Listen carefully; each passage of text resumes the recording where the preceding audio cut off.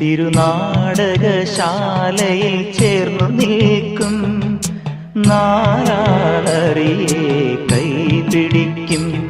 തിരുനാടകശാലയിൽ ചേർന്നു നിൽക്കും യമുന നദിയായി കുളിരലയിളകും നിലവിൽ അമ്പലപ്പുഴെ ഉണ്ണിക്കണ്ണനോടു നീ എന്തു പരിഭവം മെല്ലയോതി വന്നുവോ.